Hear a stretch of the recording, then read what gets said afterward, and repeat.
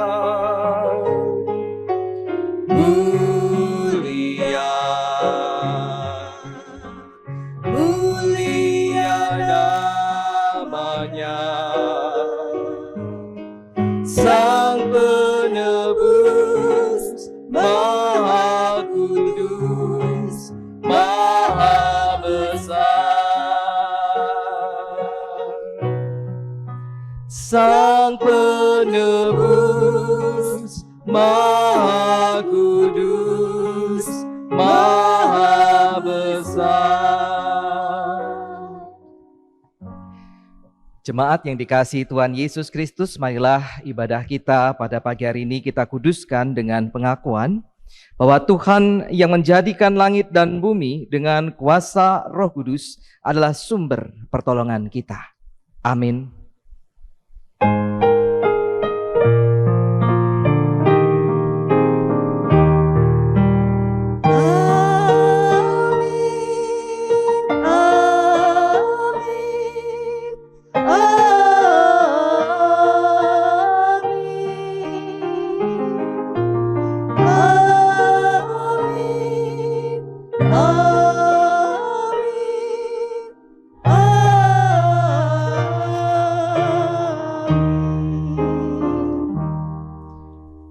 Kasih karunia dan damai sejahtera dari Allah Bapa kita dan dari Tuhan Yesus Kristus serta kuasa Roh Kudus menyertai saudara sekalian. Menyertai saudara juga. Silakan duduk. Jemaat yang dikasihi Tuhan Yesus Kristus, tema ibadah kita pada pagi hari ini, Minggu 25 September adalah menyemai kepedulian, memupuk keadilan. Kita akan mendasari dengan nas firman Tuhan dari 2 Timotius pasalnya yang pertama, ayatnya yang ke-6 dan ke-7. Demikian firman Tuhan. Memang ibadah itu kalau disertai rasa cukup memberi keuntungan besar, sebab kita tidak membawa sesuatu apa ke dalam dunia dan kita pun tidak dapat membawa apa-apa keluar. Jemaat yang dikasihi Tuhan Yesus Kristus, ibadah yang sejati, kata Tuhan, adalah melakukan segala yang terbaik bagi orang-orang di sekitar kita yang membutuhkan. Bukan hanya ya, ini baik kehadiran Bapak Ibu dalam ibadah, tetapi kalau tidak dipraktekkan dalam keseharian itu tidak ada gunanya. Kepada kita pada hari ini diingatkan supaya kita punya kepedulian terhadap orang-orang di sekitar kita. Kita melihat rasa keadilan sehingga kemudian kasih itu bisa mewujud nyata dalam kehidupan kita sehari. Apa yang dimaksud? Dan kita nanti akan bersama-sama menyimaknya di dalam firman Tuhan. Mari bersama-sama kita melanjutkan ibadah ini dengan melihat dunia kita saat ini. Yang dikatakan dalam Kijung Jemaat 260, dunia ini penuh dengan kerusuhan, penuh dengan hal-hal yang tidak nyaman, penuh dengan berbagai macam kesulitan. Kita nyanyikan Kidung Jemaat 260 bait pertama dan yang kedua.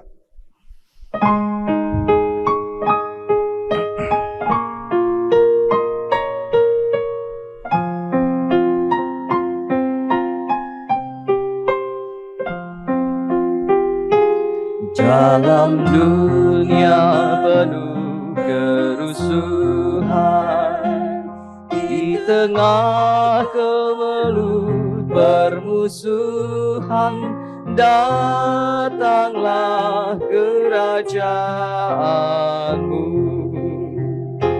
Di gereja yang harus bersatu, agar nyata manusia baru, datanglah kerajaanmu. Datanglah, datanglah,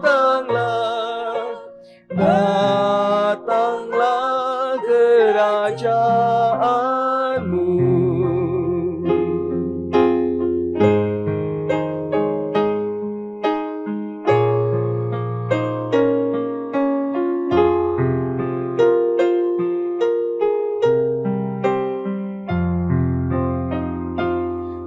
Memerangi gelap kemiskinan, menyinarkan terang keadilan, datanglah kerajaanmu. Di lautan, di gunung, di ladang, dan di bandar, di pasar, di jalan, datanglah kerajaanmu. Datanglah, datanglah, datanglah kerajaanmu. Mari kita mengaku dosa di hadapan Tuhan. Kita berdoa. Ya Tuhan Allah kami di surga, di tengah kondisi saat ini yang penuh dengan gejolak ekonomi, segala sesuatu terasa lebih sulit untuk dijangkau, lebih banyak pengeluaran di beberapa minggu terakhir. Tapi kami tetap terus merasakan kasih setia Tuhan, berkat-berkat-Mu, penyertaan-Mu.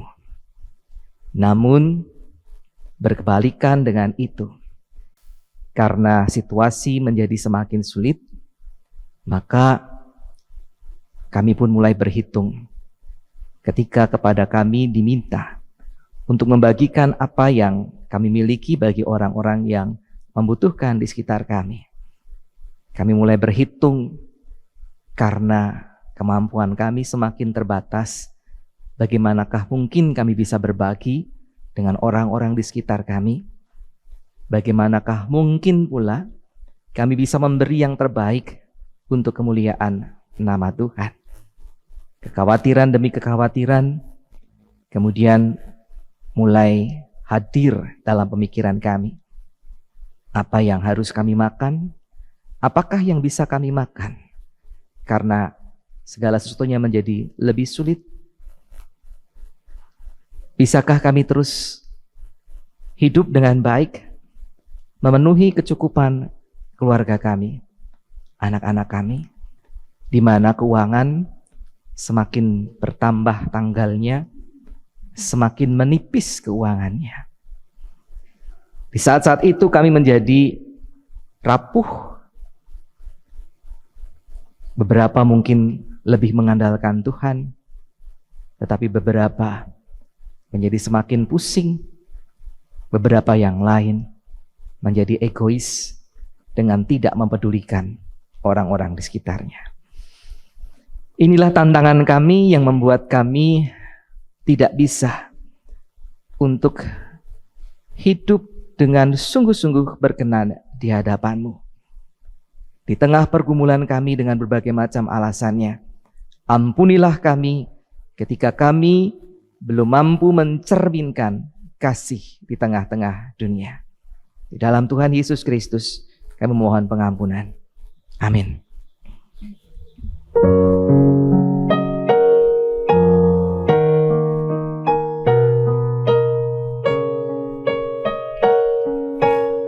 Bisa lebih cepat ya?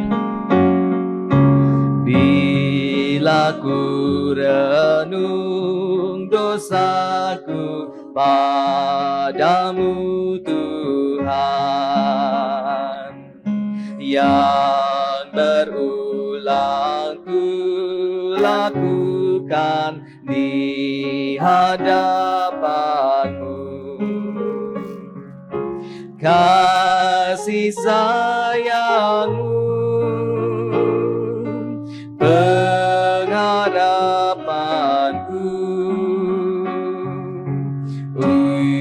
bawa naungan sayap-Mu, damai hatiku. Kasih sayang-Mu, pengharapanku,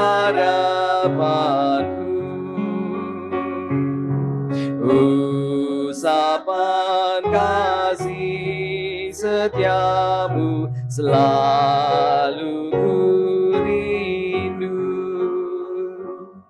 Ibu bapak saudara yang sudah mengaku dosanya di hadapan Tuhan, mari bersama-sama kita berdiri untuk menerima berita anugerah dari Tuhan. Efesus pasal 1, surat Paulus kepada jemaat di Efesus pasal yang pertama, ayat 7 sampai dengan ke-8 menjadi berita anugerah bagi kita pada hari ini. Demikian firman Tuhan. Sebab di dalam Dia dan oleh darahnya kita beroleh penebusan, yaitu pengampunan dosa menurut kekayaan kasih karunia-Nya yang dilimpahkannya kepada kita dalam segala hikmat dan pengertian. Demikianlah berita anugerah dari Tuhan.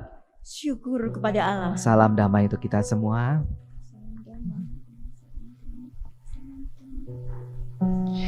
Mari kita nyanyikan kasih setia Tuhan yang sudah mendamaikan kita.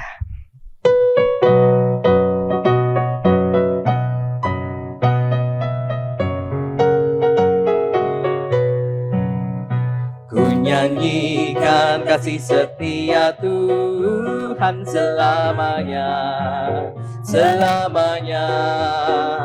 Ku nyanyikan kasih setia Tuhan selamanya, ku nyanyikan selamanya.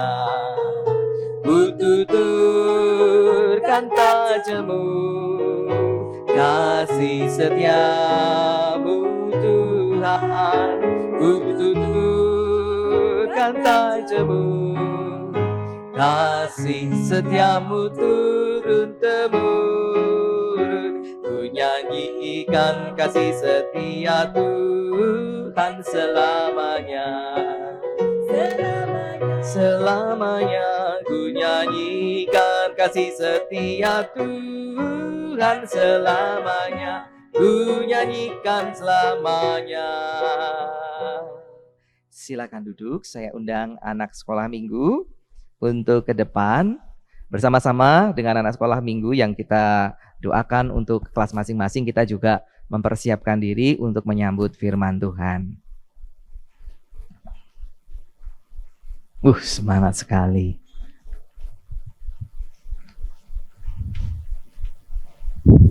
Setelah doa, nanti lektor saya persilahkan untuk bersiapkan diri. Mari bersama-sama kita berdoa. Kami bersyukur untuk anugerah-Mu, termasuk anak-anak yang menjadi berkat Tuhan. Kami rindu untuk bersama-sama dengan anak-anak kami terus bertumbuh menjadi anak-anak Tuhan yang setia. Anak-anak Tuhan yang memuliakan nama-Mu, anak-anak Tuhan yang menjadi berkat. Karena itu kami berdoa untuk anak-anak kami yang sebentar akan ke kelas sekolah minggu, ke kelas mereka masing-masing.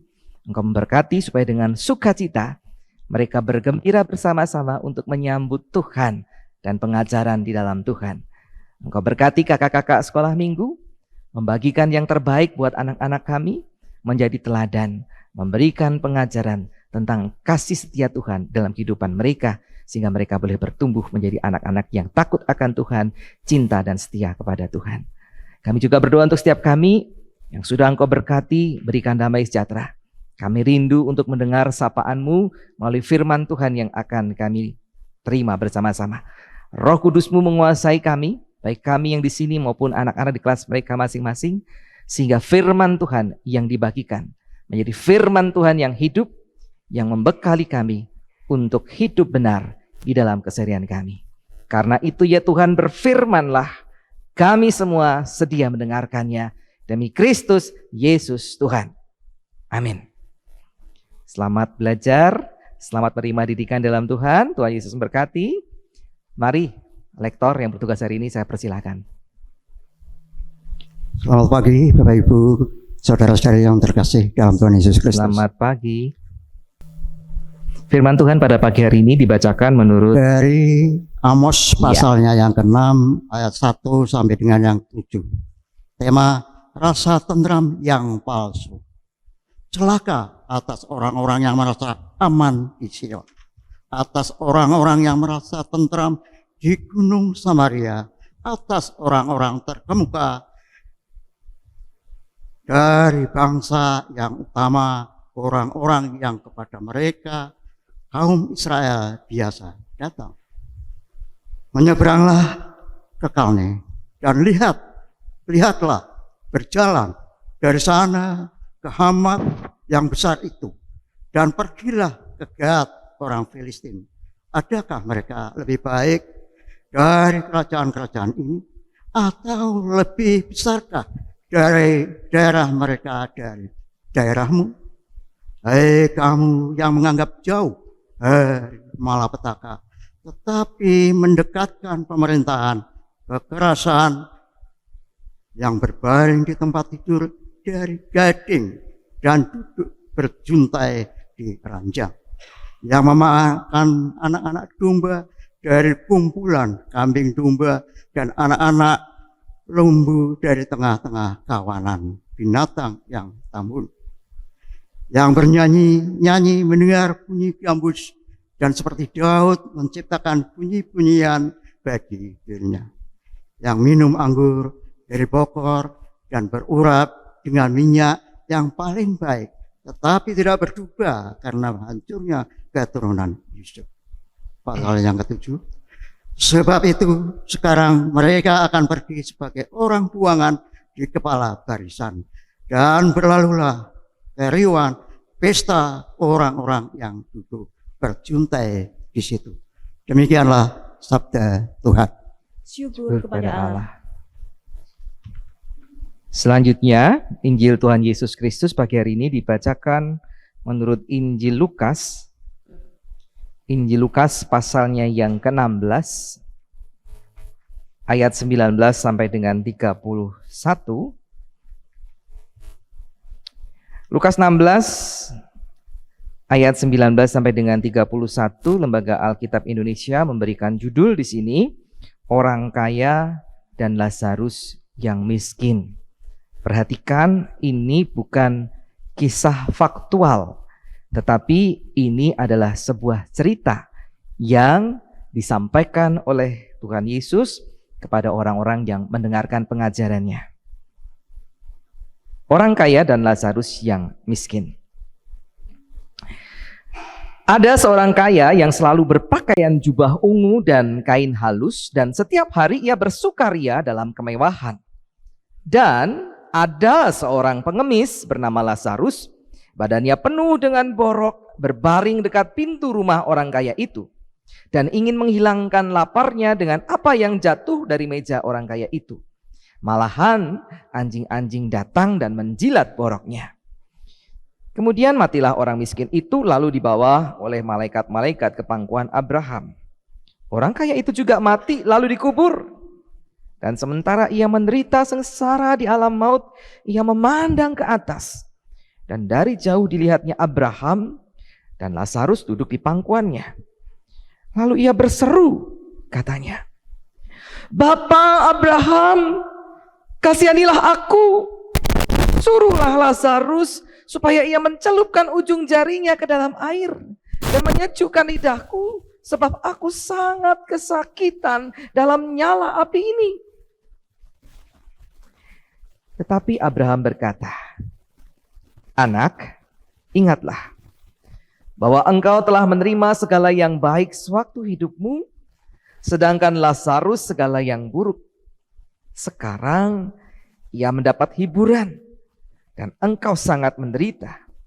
Selain daripada itu, di antara kami dan engkau terbentang jurang yang tak terseberangi, supaya mereka yang mau pergi dari sini kepadamu, ataupun mereka yang mau datang dari situ kepada kami, tidak dapat menyeberang."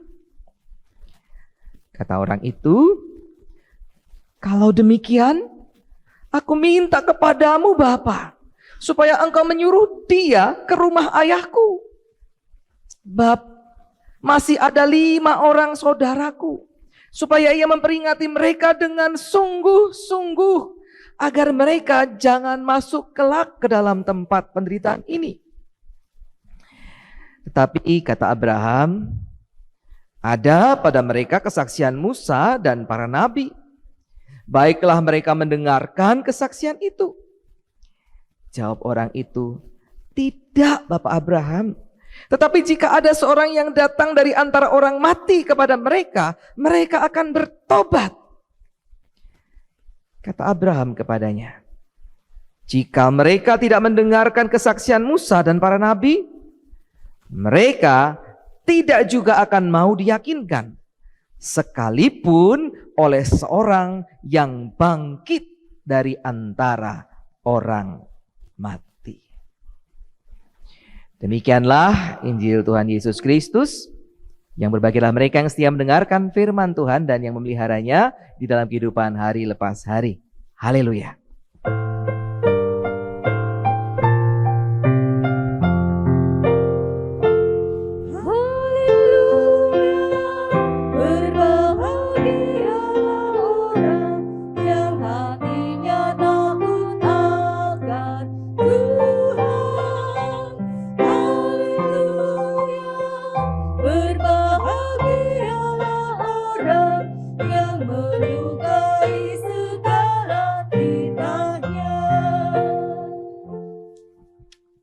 Shalom. Shalom. Ya, damai sejahtera untuk kita semua Bapak Ibu. Hari ini agak terasa sepi meskipun ada banyak anggota jemaat ya yang di luar dari Genuk, bahkan di luar Semarang, dari kota Jakarta hadir. Karena saudara-saudara kita yang lain ada beberapa yang ikut kegiatan Komisi Dewasa Klasis ya. Jadi mereka tidak bisa hadir dalam ibadah pada pagi hari ini. Bukan hal yang ideal, tetapi karena memang tahun ini dan tahun depan, jadi pertengahan tahun sampai tahun depan itu tanggal liburnya itu tidak ada yang hari-hari biasa, adanya hari Sabtu ataupun hari Minggu. Jadi terpaksa dipakailah. Nah, mari kita lihat. Itu kok mulai dari perkara kecil ya. Tema kita pada pagi hari ini bukan mulai dari perkara kecil, itu tema kita yang kemarin. Tema kita hari ini adalah menyemai kepedulian, memupuk keadilan. Bisa diperbaiki ya, menyemai kepedulian, memupuk keadilan. Nah, Ibu Bapak Saudara yang dikasihi Tuhan, saat ini kita hidup dalam zaman yang tidak bisa dikatakan oh baik-baik saja. Enggak. Ya. Meskipun memang kita masih tetap dapat hidup layak. Kita lihat di beberapa bagian dunia banyak perempuan yang harus menanggung beratnya kehidupan dengan menjual diri mereka hanya untuk bisa mendapatkan bahan makanan. Bisa searching di Google, Ibu Bapak. Bahkan CNBC, ini sebuah media massa ekonomi terkenal di dunia, pada 22 September 2022 memberitakan krisis biaya kehidupan makin mengguncang Inggris. Inggris ya Ibu Bapak Saudara, negara yang kita kenal cukup makmur, yang baru saja ditinggal oleh ratunya. Ya. Diberitakan bagaimana? Jutaan, ya perhatikan, jutaan warga bahkan rela tidak makan demi bisa membayar tagihan listrik yang melonjak tinggi. Ataupun mereka terpaksa harus menjual barang-barang mereka, properti mereka, hanya supaya bisa membayar tagihan listrik yang kini sangat mahal. Karena apa sih kok mahal? Karena perang Rusia-Ukraina itu ya, Rusia memboikot pasokan listriknya ke negara-negara di Eropa. Jadi karena itu listrik jadi sangat mahal di sana, termasuk di Inggris. Dan diberitakan pula krisis ini mendorong wanita Inggris, menjadi pekerja seks komersial dengan berbagai cara, apakah itu di jalan, mangkal di jalan, atau kemudian di tempat, ya mangkal di hotel, atau di rumahnya sendiri bahkan, atau via online. Kenaikannya sepertiga dari biasanya. Jadi biasanya misalnya kalau di data, di Inggris ini misalnya tercatat ada 3.000 orang PSK begitu, maka karena krisis meningkat menjadi 4.000 orang. Peningkatan yang cukup tajam. Ya. Sedihnya, Ibu Bapak Saudara, kalau di luar negeri terjadi krisis listrik, di Inggris tadi contohnya, di negara kita malah sempat ada isu, ini isu ya, listrik daya 450 volt ampere yang biasa digunakan di rumah-rumah orang yang tidak mampu akan dihapus. Dinaikkan menjadi 900 volt ampere. Dengar ya, isunya ya, dengar ya. Alasannya PLN saat ini mengalami oversupply, sehingga yang dihasilkan oleh PLN ini harus diserap oleh masyarakat. Jadi naikkan supaya semakin banyak dipakai oleh masyarakat. Ya, makanya digalakkan juga mobil listrik, motor listrik gitu ya. Ngecasnya itu kan juga mahal ya. Padahal kenaikan daya listrik kedepannya akan mempengaruhi kemampuan masyarakat untuk membayar tagihan yang biayanya juga pasti akan melonjak. Lihat yang di Inggris tadi. Kalaupun saat ini didiskon, ya, dan mau tak mau akan memberatkan masyarakat banyak. Isu pun semakin liar karena dikaitkan dengan akan dibagikannya apa Bapak Ibu? Kompor listrik. Seneng dikasih gratis kompor listrik ya. Tapi harus dipakai kan? Kejutaan masyarakat. Saya tidak tahu apakah Bapak Ibu nanti kejatah ya. Kenapa dibagi? Untuk mengurangi penggunaan kompor gas. Karena harga gas akan semakin dinaikkan sesuai dengan harga keekonomiannya. Yang tabung hijau itu juga perlahan-lahan akan dibatasi. Nah, ini menambah panas, gonjang-ganjing kenaikan harga BBM yang terasa memberatkan. Terasa pasti Bapak Ibu. kalau memang transportasinya kendaraan pribadi. Motor saja terasa, apalagi kalau mobil. Belum lagi kalau dipaksakan mobil harus beli Pertamax. Pertalite saja sudah berat, apalagi Pertamax. Wih, berat sekali. Nah, bersyukur isu soal penghapusan 450 volt ampere tadi oleh Presiden Jokowi sudah dibantah. Nggak akan terjadi, ya. Ya karena plus minus ya, tarik menarik ada banyak yang harus dipikirkan, ya. Nah, kenapa di depan saya katakan sedihnya? Karena kalau benar itu terjadi, maka keadaan semakin tidak baik-baik saja. Ada potensi kita akan masuk ke dalam jurang yang sama dengan Inggris yang saya sebutkan di depan tadi. Misalnya kalau kita tidak berhati-hati dalam mengelola perekonomian kita. Di samping itu, saya katakan, kita tidak punya rasa kesetiakawanan, rasa lihat toh di sekitar kita itu ada banyak orang yang kekurangan listrik, harus begitulah kita mau jor-joran. Ayo listriknya dibagi, diserap ini semua. Paling tidak kita tidak punya rasa setia kawan pada negara-negara yang warganya kesulitan membayar listrik. Kita malah berfoya-foya dalam tanda kutip dalam penggunaan listrik. Jadi tetap ya Bapak Ibu, hemat listrik, hemat energi, hemat biaya. Saya terus ajari ada anak saya meskipun seringkali lupa, matikan lampu-lampu, matikan TV, kipas angin dan sebagainya. AC sekarang nggak usah dimatikan, memang sudah mati karena rusak. Sudah hampir 1 tahun AC-nya. Jadi pakai kipas angin ya. Tetap kita perlu belajar hemat energi. Di sisi yang lain, satu sisi yang lain, bicara berbuat baik pun saat ini terjadi pembatasan. Misal, kalau sebelum ini biasanya kita dengan aman, nyaman saja membagi-bagikan nasi bungkus bagi orang-orang yang bekerja di jalan.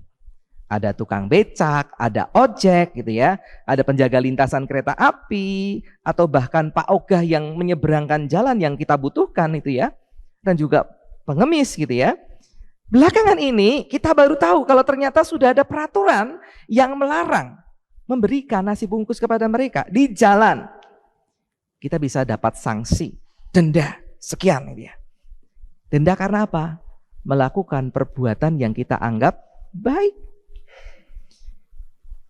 Iya, karena sebenarnya saya mendukung pemberian makanan daripada memberikan uang pada mereka. Tapi ternyata itu juga dilarang.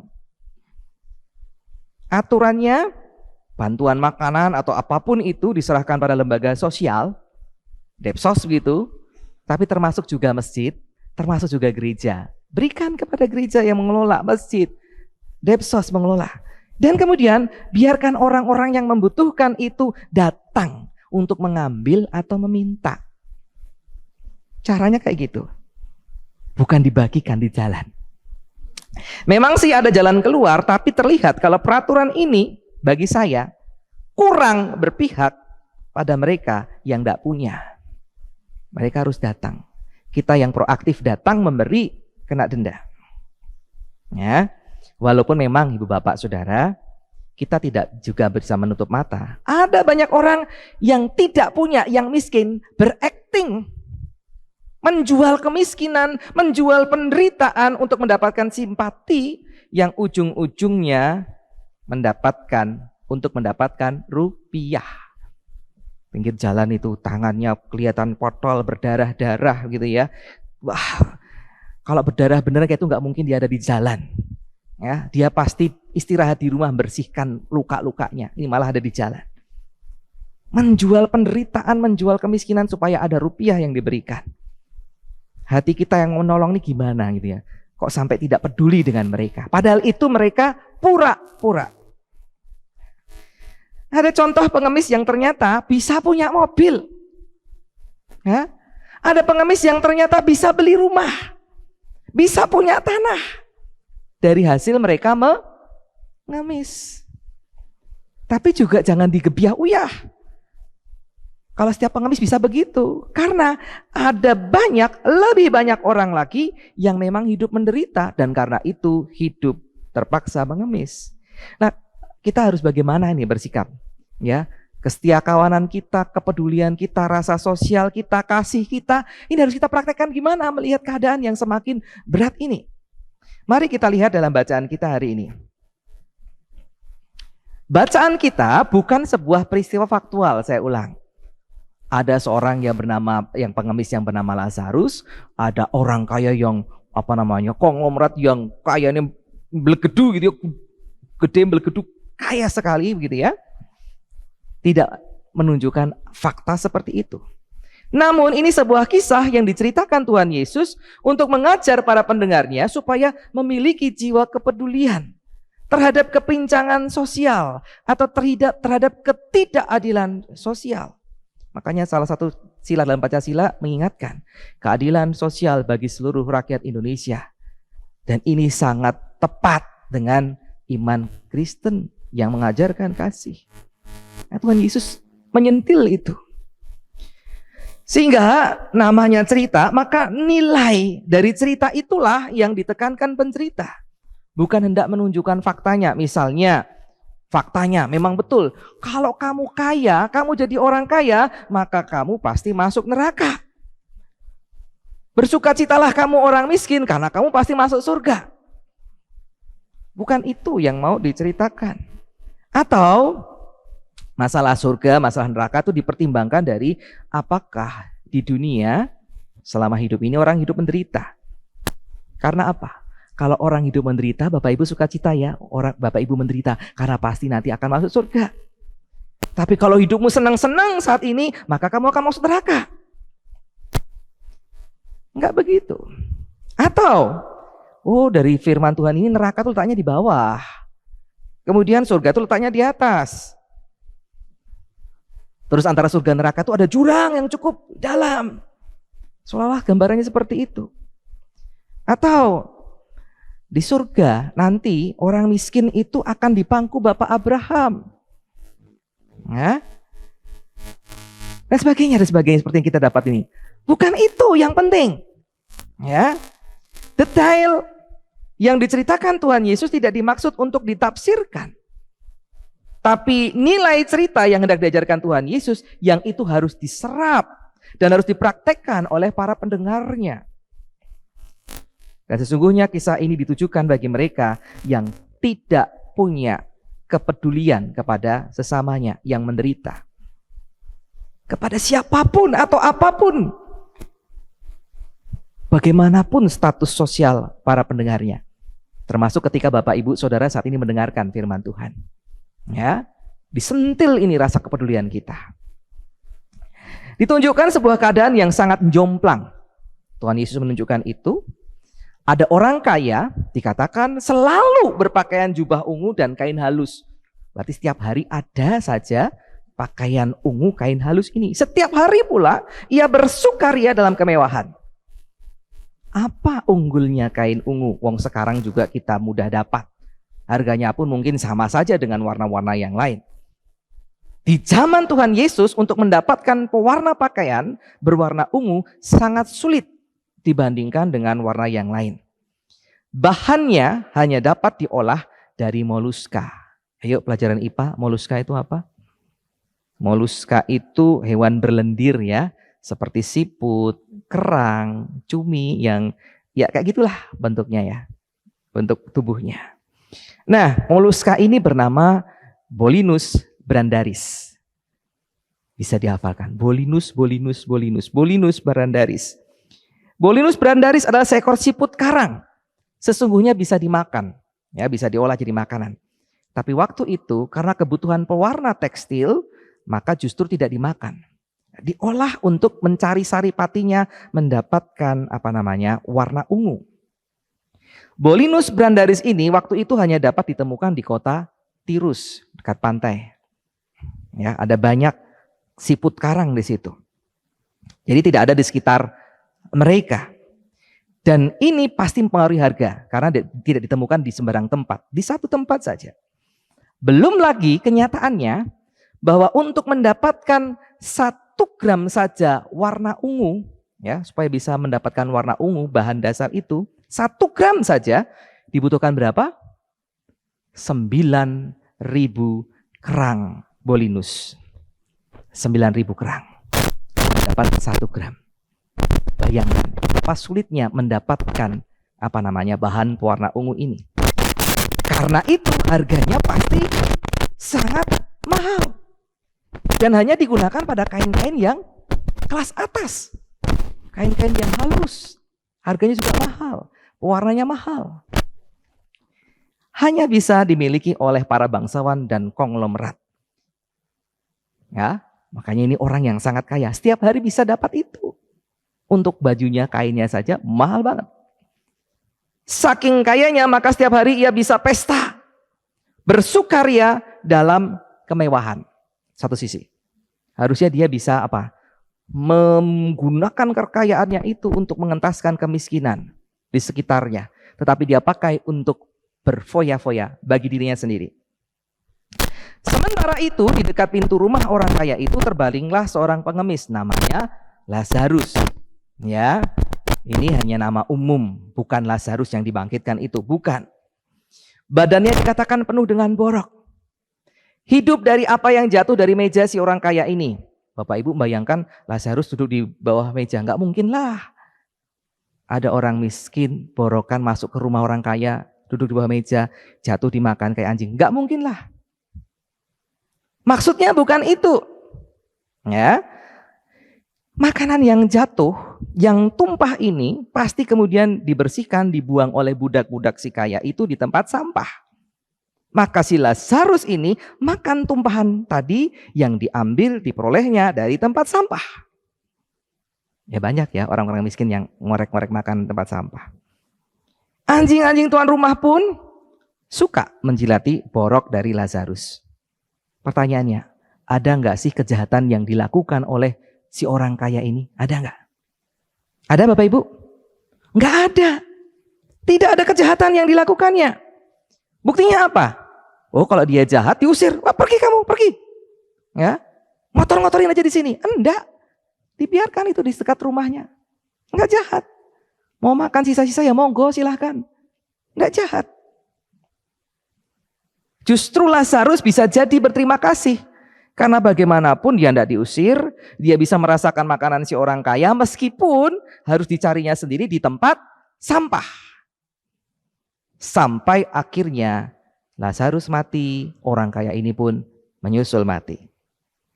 Sialnya saya katakan, di alam kematian ini mereka mendapat tempat yang berbeda. Lazarus yang selama hidupnya menderita dalam kematian itu mendapatkan kedudukan yang nyaman. Digambarkan dengan apa? Duduk di pangkuan Abraham. Artinya dia mengalami berbagai macam kesejahteraan bersama dengan moyangnya, Bapak Abraham. Sementara itu si orang kaya justru mengalami berbagai penderitaan. Lalu apa dosa si orang kaya ini? Apakah kekayaannya? Sehingga Bapak Ibu, wah jangan tiru-tiru orang kaya deh, aku gak mau kaya deh. Gitu ya. Apakah kekayaannya? Apakah karena dia menikmati hidupnya sebagai orang kaya? Boleh dong menikmati. Asal jangan terikat. Di mana hartamu berada, di situ hatimu berada. Diingatkan Pak Krisnadi kemarin, minggu. Ya. Kita lihat percakapan yang disajikan Tuhan Yesus.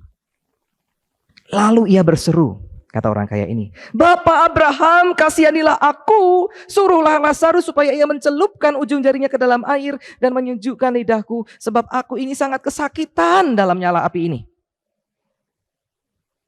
Apa yang salah dari kalimat ini? Betapa bagi orang kaya, Lazarus di surga tetap bukan siapa-siapa. Ia hanyalah orang rendahan, layaknya para budaknya di dunia, sehingga katakan suruh. Seolah-olah statusnya lebih rendah dibandingkan si orang kaya itu. Jadi di dalam alam kematian tetap di bawah itu, mentalitas itu. Lazarus itu siapa sih? Suruh untuk melakukan tugas yang meringankan penderitaan si orang kaya yang tidak biasa hidup susah ini. Lalu ia berkata lagi, ketika ditolak gitu ya. Kalau demikian aku minta kepadamu Bapa, supaya engkau menyuruh dia. Nyuruh lagi ke rumah ayahku, sebab masih ada 5 orang saudaraku, supaya ayah memperingati mereka dengan sungguh-sungguh, agar mereka jangan masuk kelak ke dalam tempat penderitaan ini. Emang siapa Lazarus? Suruhannya orang kaya, bahkan orang kaya ini merasa berhak untuk menyuruh Abraham. Dia biasa nyuruh itu. Nyuruh-nyuruh sudah biasa. Itu karakternya, merendahkan orang. Bahkan Bapak Abraham saja direndahkan. Jadi fix. Dari percakapan ini kelihatan Tuhan Yesus ingin menunjukkan karakter dari orang kaya yang membawanya pada kemalangan di kematiannya. Ia punya karakter apa? Memanipulasi orang yang dianggapnya lebih rendah daripada dirinya.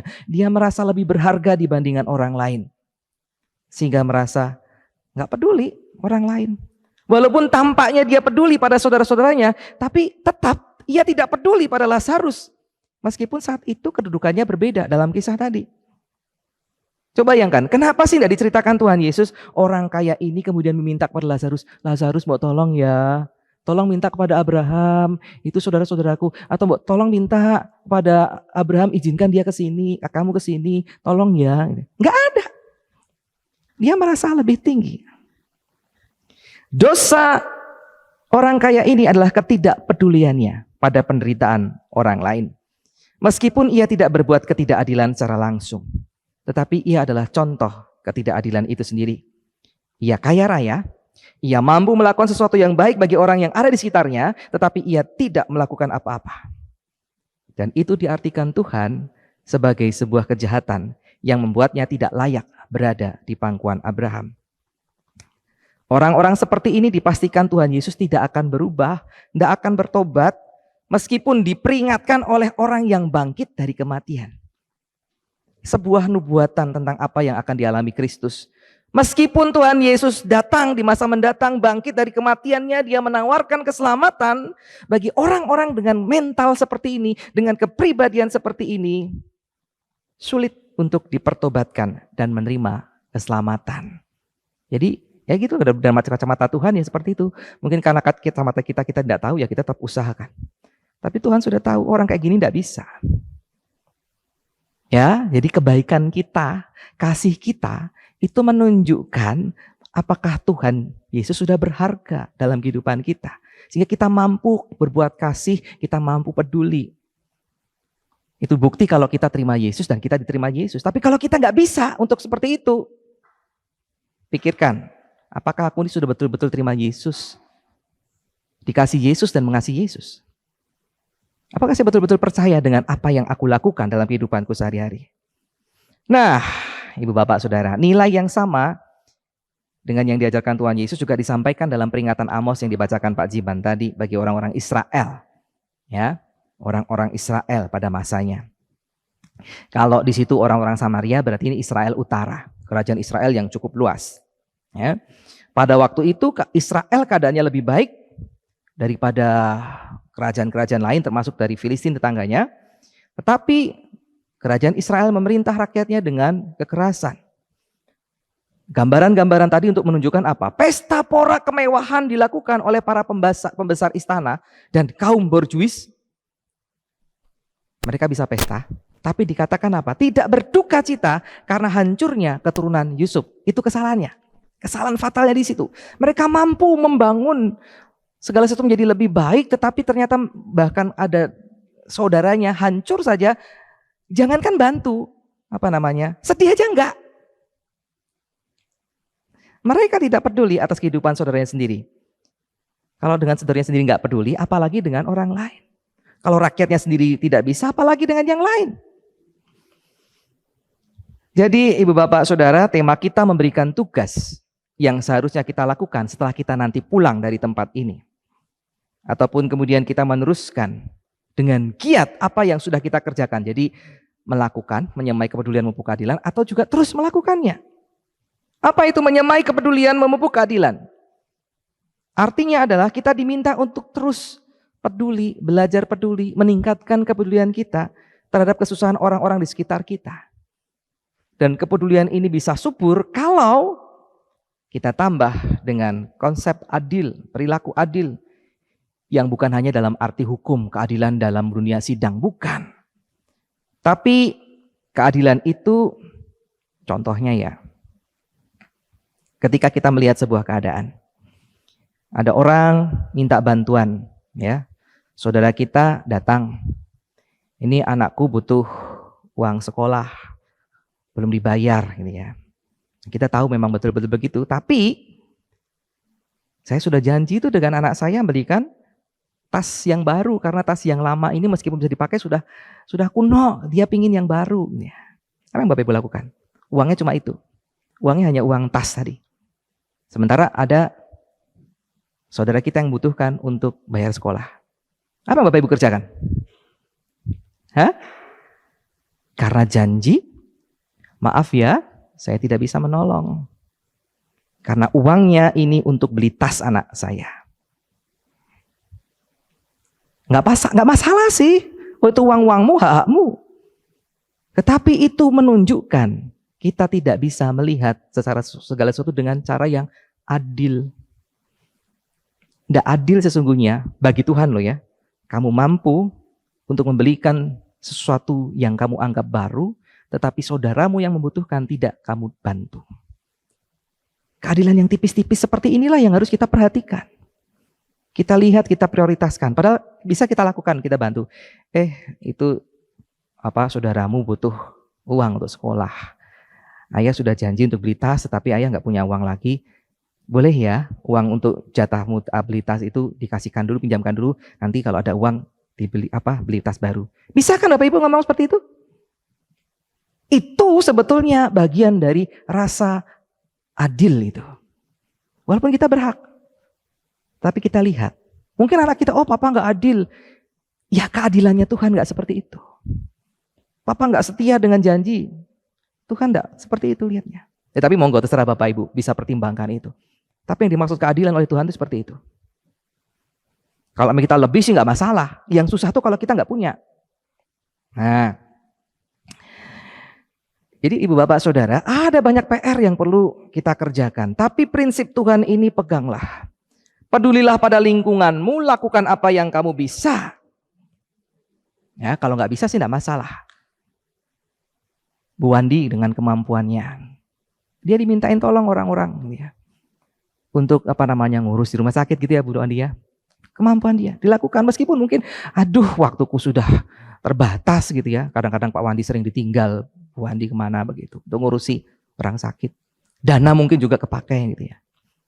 Mau enggak mau menyediakan penginapan di rumahnya gitu ya. Apapun yang biasa kerjakan. Tapi saya juga mohon maaf Ibu Bapak kalau ada saudara-saudara, Bapak Ibu Saudara yang terbebani karena misalnya saya menanyakan apakah ada dana yang bisa dipinjam? Untuk siapa? Bukan untuk saya, untuk si A atau untuk si B. Karena mereka butuh dan saya tidak mampu menolong. Atau saya seringkali ini, karena ketua yayasan juga saya ngomong nih ke gereja-gereja besar, orang-orang tertentu, si A, si B di Peterongan, di Karangsaru. Ini tunas wacana butuh ini, butuh itu gitu ya. Minta-minta kayak gitu ya, saya mohon maaf gitu ya. Pendeta jadi minta-minta. Meskipun didoakan, tetapi kalau doakan nggak ngomong gitu ya nggak bisa ya. Ada yang memberi, ada yang tidak bisa. Kami juga sedang kesulitan ya. Ya itulah yang saya bisa, karena saya percaya saudara-saudara, gereja-gereja, jemaat-jemaat adalah orang-orang baik yang dilatih Tuhan untuk peduli dan berbagi kasih. Kalau saya kebetulan punya, ya tentu saja sebisa mungkin saya bantu. Tapi kalau tidak punya, mohon maaf ini terpaksa kadang-kadang ada beberapa orang yang saya hubungi gitu ya. Dan semoga ini tidak disalahpahami. Ada risiko? Ada. Ditipu atau apa? Ada risiko seperti itu. Tapi ya inilah firman Tuhan. Untuk perwujudan kehidupan yang lebih baik bagi sesama, apa boleh buat? Karena itu saya belajar. Pernah ada orang yang datang ke rumah gitu toh, minta bantuan. Iya, pertama saya bantu, kasih dana, saya butuh uang untuk transportasi ke sana. Oh ya, saya beli lebih gitu ya. Bahkan pernah akhirnya dia ngomong, anak saya kecelakaan. Saya harus butuh ngurus gitu di rumah sakit nih ya. Oke, saya bantu secukupnya. Saya cek di rumah sakit Citarum, Dr. Cipto yang terdekat karena katanya daerah situ. Nggak ada itu. Saya ditipu. Resiko kan? Besok lagi datang. Saya beri tegas, Pak, Bapak kok kayak gitu ya? Bapak kok nipu saya sudah baik. Anak Bapak loh, sampai anak Bapak bilang kecelakaan. Anak Bapak sendiri dikorbankan kecelakaan. Oh iya Pak, saya minta maaf. Gitu ya. Tapi saya butuh uang. Enggak, saya nggak bisa bantu Bapak. Saya kecewa, Bapak menipu saya. Ya, resiko ditipu. Tapi sudah. Itu bagian dari saya menyemai kepedulian dan memupuk keadilan. Bukan untuk kepentingan saya. Bu Bapak, saudara yang dikasihi Tuhan, yang jelas Tuhan tidak ingin kita menutup hati kita terhadap kesusahan sama kita. Semoga nilai-nilai ini juga dipegang oleh para pemimpin kita. Ya, pemerintah daerah, DPRD, DPR, presiden, para menterinya. Semoga nilai-nilai ini dipegang oleh para pemimpin kita. Mereka mau menyemai kepedulian, memupuk keadilan. Sehingga apa? Kebijakan-kebijakan mereka tepat pada sasaran. Dan mari bersama-sama kita bahu-membahu berjalan keluar dari ancaman resesi dunia. Selamat mempraktekkan ya Bapak Ibu ya. Susah, beresiko, tetapi inilah yang diharapkan Tuhan. Jangan sampai nilai-nilai ini tidak kita kerjakan dan kemudian kita minta si Lazarus untuk menolong kita. Tuhan Yesuslah penolong kita.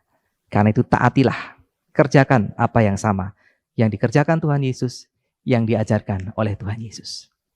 Amin.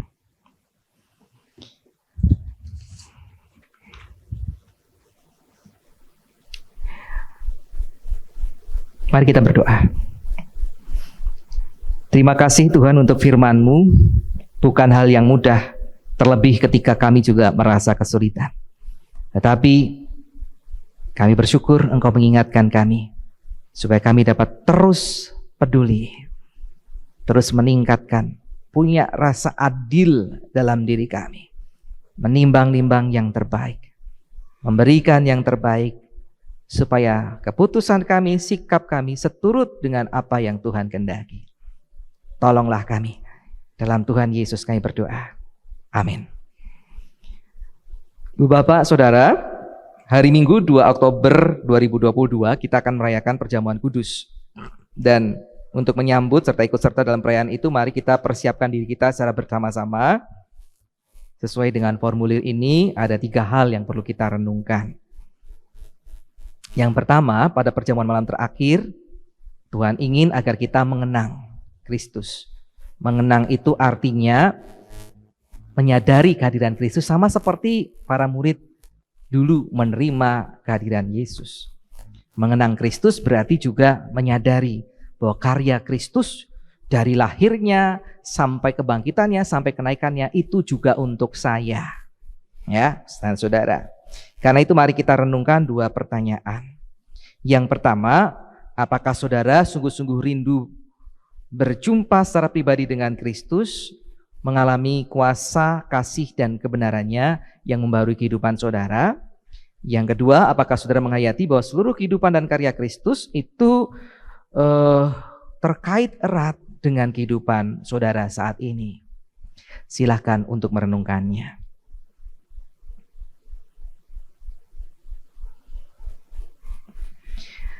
Yang kedua, pada perjamuan malam terakhir, ketika Kristus memecah roti dan mengangkat cawan, sesungguhnya Ia sedang membagikan tubuh dan darahnya sendiri kepada murid-muridnya. Artinya apa? Artinya dengan menerima perjamuan kudus itu kita dipersatukan dengan Kristus, sehingga Kristus menjadi kepala, kita ini tubuhnya, dan juga berarti bahwa bersama-sama dengan semua orang yang menerima perjamuan kudus itu, kita menjadi satu tubuh dan satu roh.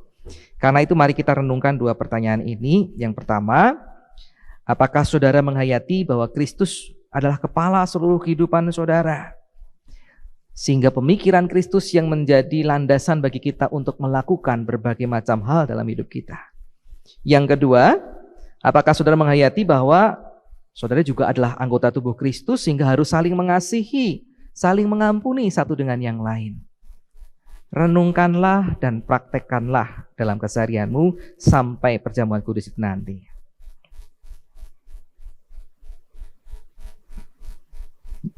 Yang ketiga, yang terakhir, ketika kita bersatu dengan Kristus, sang roti hidup yang dipecah-pecahkan bagi dunia ini, kita pun juga dipersatukan dalam kematiannya, dipersatukan dalam kebangkitannya, dan karena kita sudah dipersatukan, maka kita diutus untuk mengosongkan diri sama Kristus, mengosongkan dirinya, menyangkal diri sama seperti Kristus menyangkal diri, memikul salib dan terus setia mengikuti Kristus.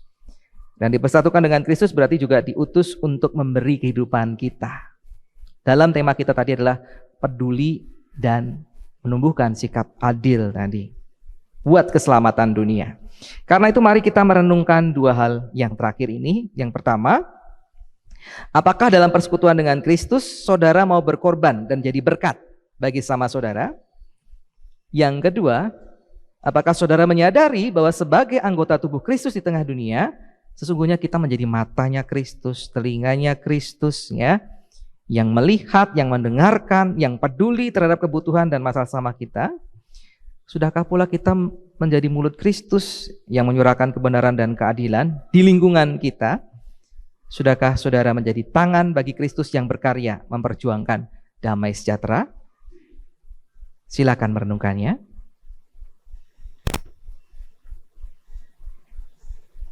Setelah ketiga hal tadi saudara renungkan, bersediakah saudara untuk menyatakan diri? Ya, bagi saudara yang siap untuk menyambut perjamuan kudus, bersediakah saudara untuk berdiri? Saya persilakan.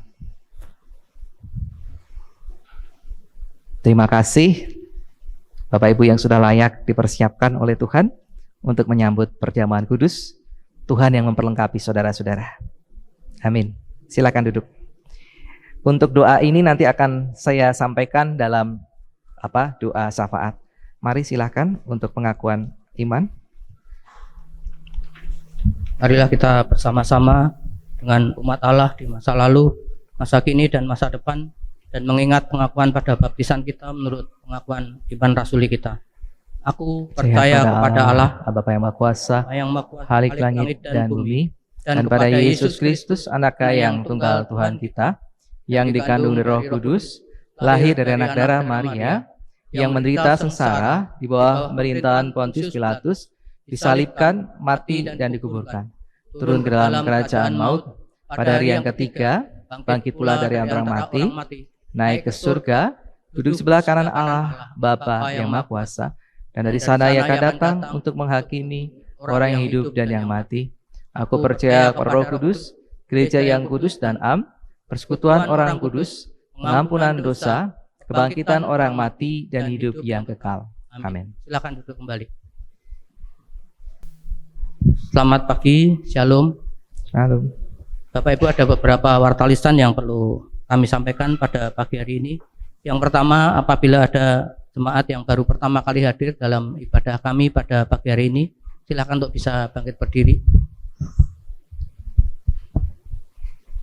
Yang kedua, yang melayani kebaktian pada hari ini Minggu tanggal 25 September 2022 adalah Pendeta David Kristianto. Untuk itu segenap jemaat dan majelis jemaat mengucapkan terima kasih atas pelayanannya. Kami juga mengucapkan terima kasih untuk pada seluruh pelayan kebaktian hari ini. Tuhan Yesus memberkati. Yang ketiga, persekutuan doa majelis jemaat. Persekutuan doa majelis jemaat akan diadakan pada hari Selasa tanggal 27 September pukul 7 malam yang akan dipimpin oleh Penatua Susanto. Mohon kehadiran dari majelis jemaat sekalian.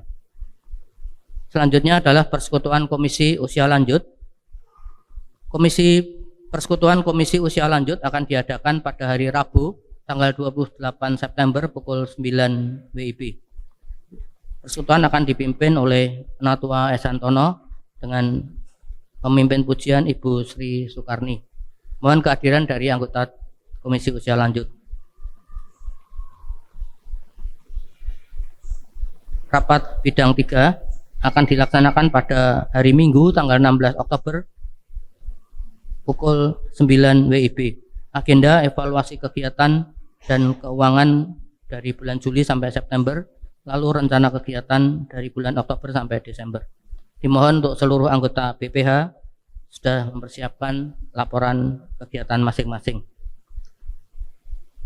Selanjutnya acara dolan bareng dalam rangka bulan keluarga 2022, dolan bareng yang akan diadakan pada hari Minggu tanggal 9 Oktober 2022 pukul 9 WIB atau seusai ibadah. Diharapkan peserta yang ikut sudah sarapan sebelum berangkat. Panitia menyediakan snack, air putih, dan makan siang. Dan acara dolan bareng itu akan diadakan di Bukit Sekipan, Tawangmangu. Yang terakhir, selamat ulang tahun bagi Bapak Ibu yang berulang tahun dalam minggu ini, yang saya sebutkan namanya bisa berdiri sejenak. Tanggal 22 September, Ibu Deborah Sri Sayakti. Tanggal 23 September, Saudara Freddy Setiawan. Tanggal 24 September, Bapak Susanto. Selamat ulang tahun Pak Santo. Juga Ibu Ruth Nina Ari Iswara tidak hadir. Kami mengucapkan selamat ulang tahun pada seluruh anggota jemaat yang berulang tahun pada minggu ini. Demikianlah warta lisan pada pagi hari ini. Tuhan Yesus memberkati. Ibu Bapak, mari bersama-sama kita merendahkan diri hadapan Tuhan, kita naikkan doa-doa syafaat kita. Mari kita berdoa. Tuhan Allah kami di surga, kami bersyukur pada hari ini mendapatkan kembali ajaran yang baik. Biarlah kami boleh mempraktekannya. Kami bersyukur juga untuk jemaat Tuhan yang menyediakan diri mereka, menyatakan kesediaan mereka untuk mengikuti perjamuan kudus, kesediaan mereka untuk mempersiapkan diri. Kiranya Engkau sendiri yang menolong, Engkau sendiri yang memperlengkapi, sehingga anak-anak-Mu ini sungguh-sungguh dilayakkan menerima berkat perjamuan kudus, semakin dibentuk menjadi anak-anak Tuhan yang tekun setia, bahkan menunjukkan kiprah mereka sebagai orang-orang yang sudah diselamatkan dengan cara menjadi berkat bagi orang-orang yang ada di sekitar mereka. Tolong kami. Tolong juga jemaat ini dalam persekutuan kesaksian dan pelayanannya boleh membangun program-program yang mempersiapkan kami sebagai jemaat Tuhan dan juga memampukan kami untuk terlibat di dalam pelayanan di tengah-tengah masyarakat, entahkah sebagai seorang pegawai negeri, entahkah sebagai pegawai swasta, pedagang, karyawan, dan sebagainya. Kami bisa menunjukkan yang terbaik karena kami adalah murid-murid-Mu, anak-anak-Mu yang Kau kasihi. Engkau berkati majelis jemaat dalam kerjasamanya dengan pengurus komisi dan pengurus wilayah, boleh membangun program-program yang berkenan di hadapan Tuhan. Kami berdoa untuk pergumulan jemaat Tuhan, anggota jemaat di dalam kesusahan mereka, dalam pergumulan rumah tangga, kehidupan rumah tangga yang tidak selalu menyenangkan, ada berbagai macam hal yang harus diselesaikan. Engkau menolong suami, istri, orang tua, anak, mertua, menantu boleh mendapatkan pengalaman-pengalaman iman. Mereka bertumbuh menjadi anak-anak Tuhan yang menghargai pernikahan dengan sebaik-baiknya. Berkati pergumulan mereka boleh mendapatkan jalan keluar. Berkati untuk anak-anak dalam studi mereka, biar mereka boleh berkomitmen, bersungguh-sungguh dalam studi, mendapatkan hal-hal yang baik untuk mencapai masa depan mereka. Kami sebagai orang tua boleh memotivasinya. Bagi mereka yang sedang sakit, Engkau memberikan pemulihan, termasuk anak Arjuna, anak dari Mas Andre dan Mbak Tina, cucu dari Pak Khalid dan Bu Suci, ataupun juga besan atau mertua dari Andre yang juga sedang dirawat di Karyadi. Engkau berikan pemulihan, atau siapapun juga yang tidak bisa kami sebut satu persatu di sini karena ketidakpengetahuan kami. Engkau memberkati, memberikan pemulihan. Bagi mereka yang bersuka cita karena Engkau tambahkan usia, Engkau memberkati Ibu Deborah Sri Sayakti, Freddy Setiawan, Bapak Susanto, Ibu Ruth Nina. Kiranya Engkau memberkati sehingga di tengah usia yang ditambahkan ini, sukacita mereka Kau tambah-tambahkan, kesehatan, kecukupan, berkat rezeki, damai sejahtera Tuhan, sehingga mereka boleh berbagi berkat juga bagi orang-orang di sekitar mereka, bagi keluarga mereka masing-masing.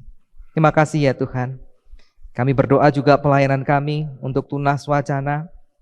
Berkati ya Tuhan dalam pergumulan tentang data di Dapodik, di dinas, terkait dengan kepala sekolah.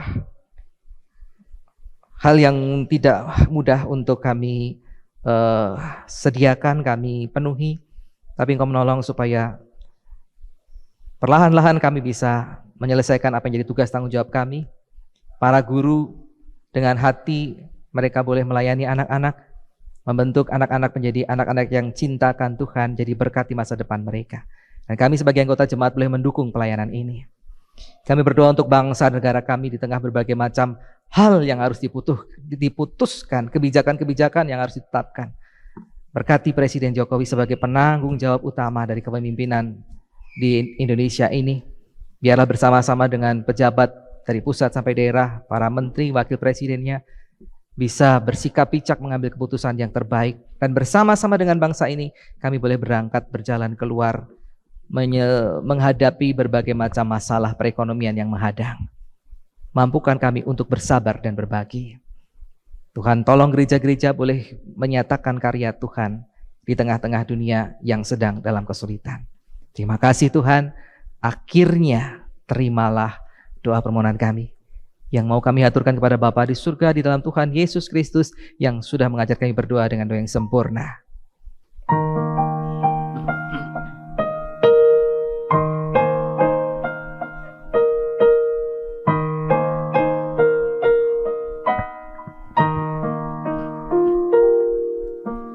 Bapa kami yang di surga,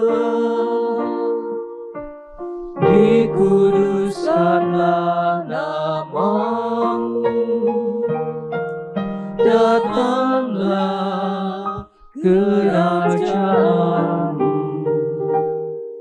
jadilah kehendak-Mu di bumi seperti di surga.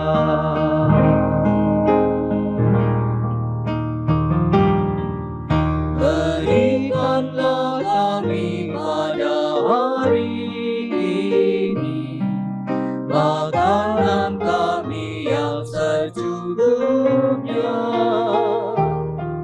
dan ampunilah kami atas kesalahan kami, seperti kami juga mengampuni orang yang bersalah kepada kami,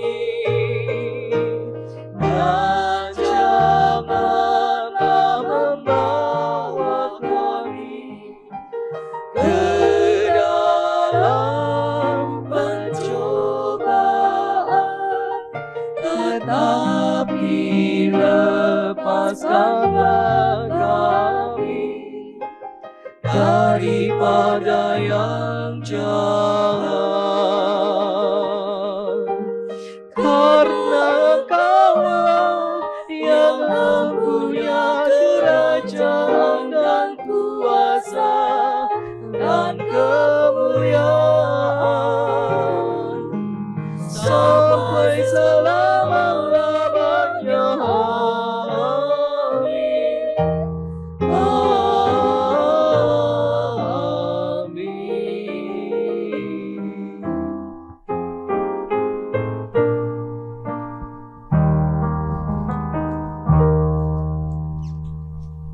Pada pagi hari ini kami semua diberi kesempatan untuk mengucap syukur kepada Tuhan atas penyertaan dan pemeliharanya sepanjang seminggu yang lalu, dan saat inilah kita boleh mengucap syukur melalui persembahan kita yang akan saya landasi melalui Roma pasalnya yang ke-11 ayat yang ke-36 yang berbunyi demikian: sebab segala sesuatu adalah dari Dia dan oleh Dia dan kepada Dia, bagi Dialah kemuliaan sampai selama-lamanya.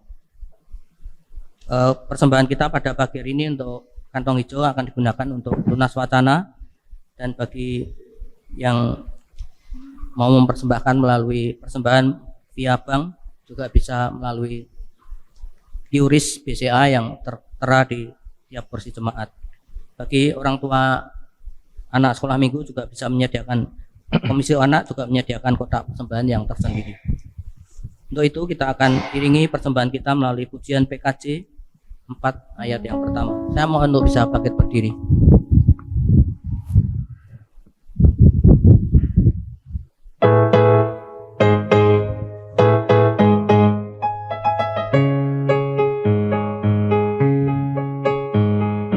Angkatlah hatimu pada Tuhan, bunyikan kecapi dan menari. Jangan lupa bawa persembahan. Mari kawan, ajak teman bersama menyembah. Sorak-sorak haleluya. Mari, mari, mari nyanyilah. Pujilah Tuhan yang Maha Kudus. Mari kawan, ajak teman, bernyanyilah terus.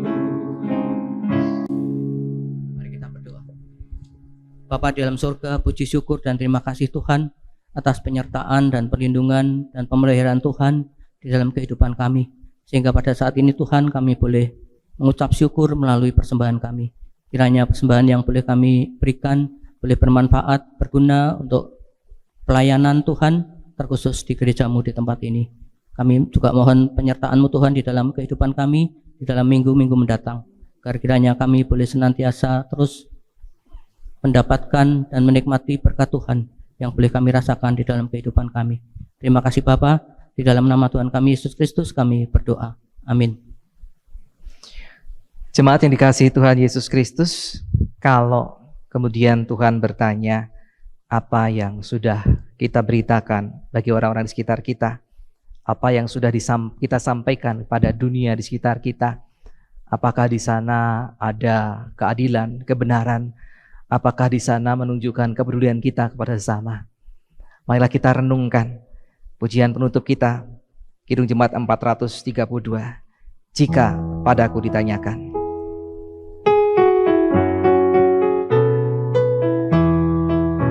Jika padaku ditanyakan, apa akan ku beritakan pada dunia yang penuh penderitaan? Kan ku sampaikan kabar baik pada orang-orang miskin, pembebasan bagi orang yang ditawan. Yang buta dapat penglihatan, yang tertindas dibebaskan. Sungguh tahun rahmat Tuhan sudah tiba. Kerajaan Allah penuh kurnia, itu berita bagi isi dunia.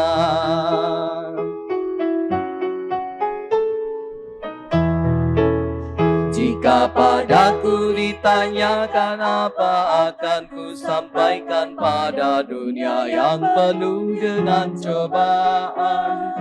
Aku bersaksi dengan kata, tapi juga dengan karya, menyampaikan kasih Allah yang sejati. Telah tersedia bagi kita pengampunan dan anugerah keselamatan dalam Kristus Puteranya. Kerajaan Allah penuh kurnia, itu berita bagi isi dunia. Kerajaan Allah penuh kurnia, itu berita bagi isi dunia. Siapakah yang harus menunjukkannya? Saya dan saudara. Karena itu, supaya kita bisa melakukan perintah ini, selalu arahkanlah hatimu kepada Tuhan. Kami mengarahkan hati pada Tuhan. Jadilah saksi-saksi Kristus. Kami siap menjadi saksinya. Tuhan yang memberikan kekuatan kepadamu. Syukur kepada Allah, Terpujilah Tuhan. kini dan selamanya. Sekarang pulanglah dalam damai sejahtera Tuhan dan terimalah berkat Tuhan.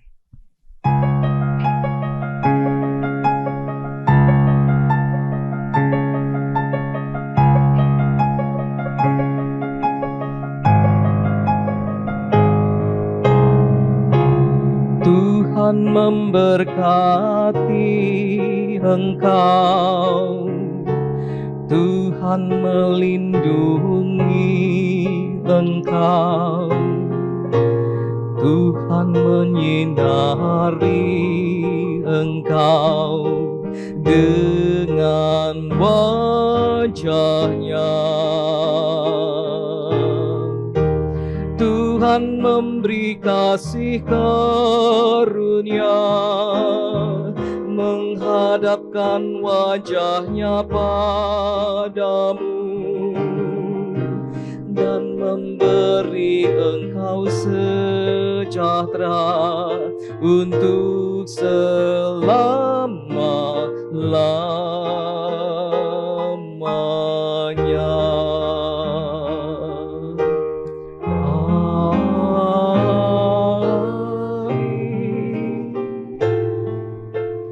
Haleluya.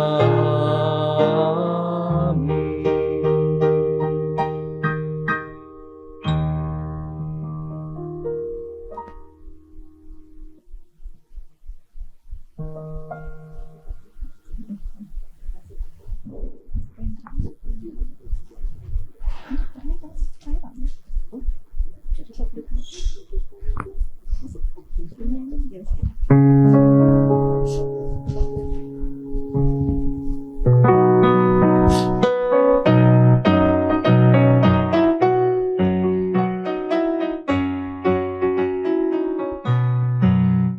Ku nyanyikan kasih setia Tuhan selamanya, selamanya. Ku nyanyikan